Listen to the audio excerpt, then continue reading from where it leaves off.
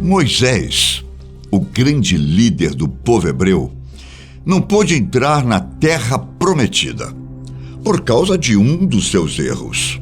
Ele viu a terra do alto do Monte Nebo, mas não entrou nela. Com 120 anos, o líder morreu após uma vida de profunda comunhão com o Criador. O próprio Senhor o sepultou em um lugar desconhecido, em um vale da terra de Moabe. No entanto, o corpo de Moisés era alvo de muitas pessoas, dentre elas o próprio diabo, que enfrentou as forças celestiais para conquistar o cadáver. Mas por que ele fez isso? Qual era o objetivo de Satanás ao buscar o corpo de Moisés? Quem o impediu de encontrar e se apossar dele?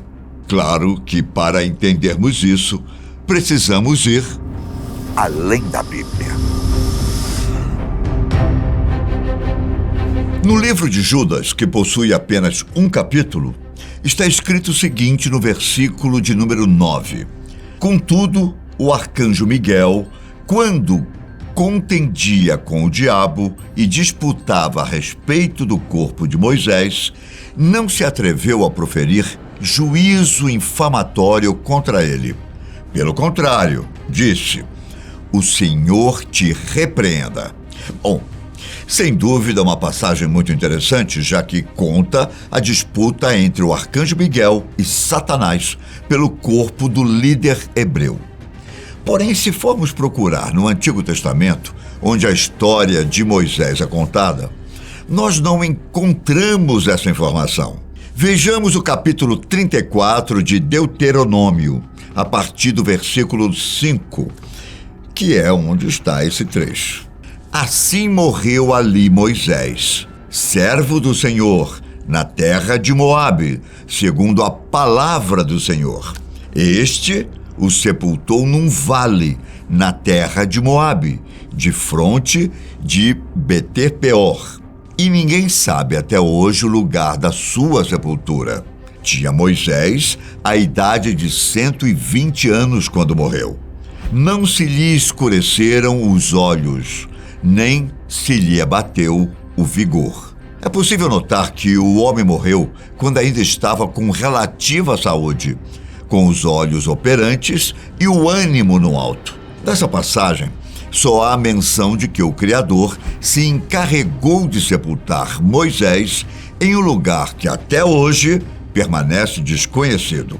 Nem o povo hebreu da época, liderado por Moisés durante toda a travessia do deserto, soube onde foi esse sepultamento. Se Deuteronômio não menciona o fato do diabo ter buscado o corpo de Moisés, como Judas sabia? De onde ele tirou essa informação para colocá-la em seu livro do Novo Testamento? Bem, esses fatos, na verdade, já eram conhecidos pelo povo judeu e tidos como acontecimentos históricos. Até mesmo um outro livro considerado apócrifo continha essa passagem. Judas estava mencionando um trecho de A Ascensão de Moisés, um texto que conta uma parte da história do mundo, desde a entrega dos 10 mandamentos até a época do autor. Nesse livro, a luta entre o arcanjo Miguel e Satanás pelo corpo do líder hebreu é mencionada. Reconhecendo a verdade do trecho, Judas utilizou essa parte. Porém, podem surgir dúvidas acerca do assunto. Se esse livro possui um trecho tão importante e contém a verdade, por que ele não foi colocado na Bíblia? A resposta é simples.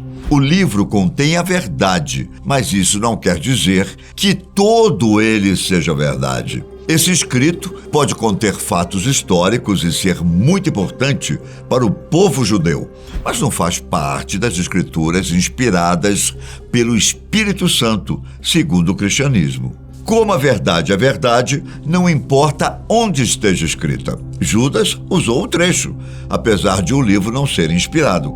Essa não foi a única vez que isso aconteceu na Bíblia.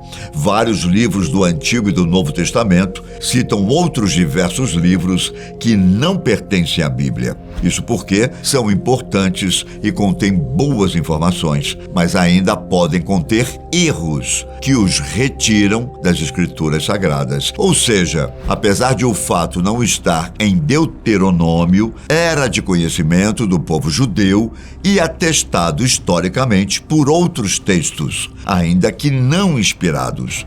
Tendo essa fonte como base, Judas abordou o tema em sua carta.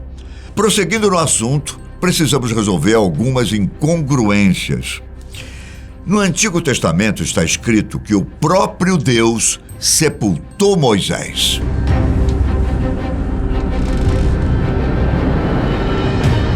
Em Judas, no entanto, parece que o arcanjo Miguel é quem estava com o corpo do líder hebreu. Como conciliar essas ideias? É preciso entender que os anjos são servos e mensageiros do Senhor. Esses seres celestiais são enviados para cumprir missões dadas pelo Criador. Quando eles agem, não estão fazendo nada além da própria vontade de Deus. Então, dizer que Deus sepultou Moisés através de Miguel não é nenhum exagero. Coube a esse arcanjo, o líder das hordas celestiais e um dos poderosos anjos guerreiros, cuidar do corpo do profeta até que esse fosse sepultado. Porém, enquanto cumpria essa missão, Miguel precisou enfrentar uma adversidade: a presença de Satanás. O diabo não queria que o arcanjo completasse seu objetivo e sepultasse o corpo de Moisés com segurança. Provavelmente, Deus escolheu Miguel para realizar essa tarefa justamente por saber que Satanás atentaria contra ele. Como Miguel é uma autoridade e um anjo poderoso, ele poderia lidar com o diabo. Como o texto de Judas informa, Miguel usou o nome do Senhor para derrotar o inimigo. O anjo disse: "Que o Senhor te repreenda", o que deve ter sido mais do que suficiente para afugentar o inimigo. O demônio, que esperava encontrar um corpo desprotegido, foi derrotado e teve seu objetivo impedido. Mas o que ele faria com o corpo de Moisés? Qual era seu objetivo? Esse fato pode parecer um tanto quanto oculto, porém, podemos entender ao olhar para as Escrituras. No próprio Deuteronômio 34, podemos começar a entender a resposta para a pergunta. Os versículos 10, 11 e 12 dizem o seguinte: "Nunca mais se levantou em Israel profeta algum como Moisés, com quem o Senhor houvesse tratado face a face no tocante a todos os sinais e todas as maravilhas que, por mando do Senhor, fez na terra do Egito a Faraó, a todos os seus oficiais e a toda a sua terra. E no tocante a todas as obras de sua poderosa mão e aos grandes e terríveis feitos que operou Moisés à vista de todo o Israel." Os efeitos desse homem eram incomparáveis. Moisés tinha alcançado um nível de proximidade com Deus nunca antes visto. Por meio de suas mãos, o Senhor fez prodígios incríveis e muitas coisas fantásticas. Por esse motivo, todo o povo tinha grande admiração por ele. Achavam até mesmo que nunca surgiria alguém semelhante. Talvez alguns até o entendessem como um ser superior, quase divino.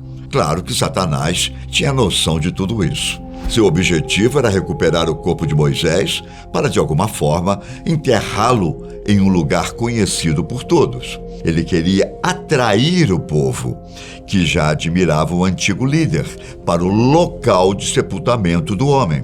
Com uma lápide definida, seria fácil começar a tradição de um lugar sagrado por causa do túmulo de Moisés. A partir daí seria questão de tempo para que o povo e seus descendentes começassem a adorar e até idolatrar Moisés. Sua sepultura se tornaria uma espécie de templo ou coisa do tipo. Os feitos e a história do líder hebreu fariam o povo se desviar do caminho de Deus para focar em um humano. Esse era o objetivo de Satanás: tornar o túmulo de Moisés conhecido. Ele queria que a cova se tornasse uma fonte de idolatria para o povo de Deus. Israel tinha visto todos os feitos do Senhor no Egito. Mesmo assim, fundiu joias e construiu para si mesmo um bezerro de ouro para ser adorado como Deus. Se fizeram isso com um animal criado e de metal, imagine só o que não fariam com um homem que tinha aberto o grande mar vermelho. Para impedir que seu povo caísse nesse pecado, Deus enviou Miguel para sepultar o líder hebreu em um local desconhecido. Assim, a nação podia se concentrar na conquista da terra prometida e não na morte e no sepultamento de Moisés. Mais uma vez, Satanás foi derrotado pela providência divina. Pode ser triste pensar que Moisés não entrou na terra prometida, mas a punição dada a ele não foi das piores, já que o Senhor o levou para o céu. Seu corpo pode ter sido enterrado em um lugar desconhecido na terra. Entretanto, segundo o cristianismo, sua alma foi para o seio de Abraão para desfrutar do descanso eterno.